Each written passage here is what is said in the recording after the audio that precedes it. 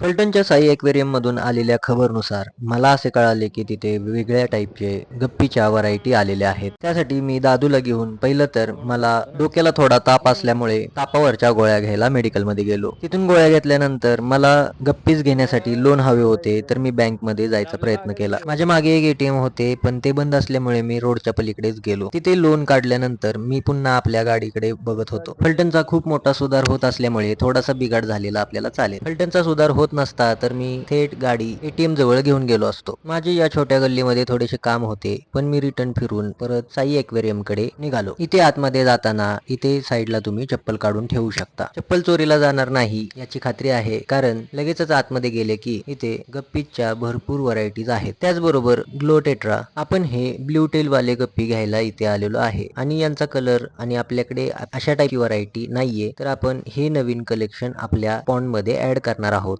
त्याचबरोबर इथे iridescent shark, orange Baloch किंवा याला झेब्रा सिक्लेट्स असे म्हणतात, एंजल फिश व्हाईट कलर मध्ये खूप छान दिसतात. त्याचबरोबर मॉलिकचे काही टाईप व्हाईट, ब्लॅक आणि येलो कलर मध्ये आलेले आहेत. तसेच तुम्हाला कोई गोल्ड फिश बघायला भेटेल. पैसे दिले तर घ्यायला पण भेटेल आणि गोल्ड फिश सुद्धा इथे अवेलेबल आहेत. आपण गप्पीचे चाहते आहोत म्हणून गप्पी फिश त्यांच्याकडून आपण घेतले. मला आणखी काही फिश घ्यायचे होते, पण यावेळी एवढेच मी घेतले. इथे एक लोडेड गप्पी दिसली तर दादू त्याला म्हणाला.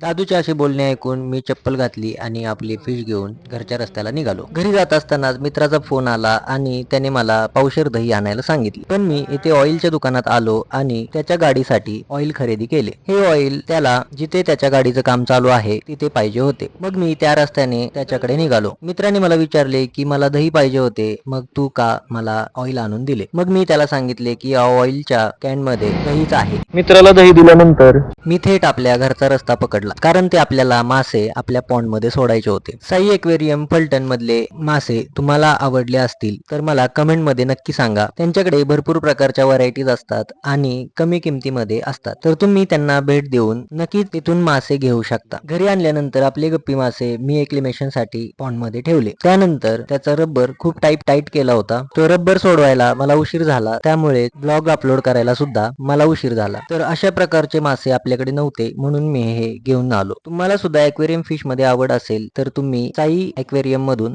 फिश घेऊ शकता. तसेच मला फॉलो सुद्धा करू शकता. आमचे काम पूर्ण झाल्यावर नेक्स्ट व्लॉग मध्ये मी तुम्हाला माझ्याकडे असलेले वेगवेगळे गप्पी टाईप दाखवणार आहे, तर फॉलो करायला विसरू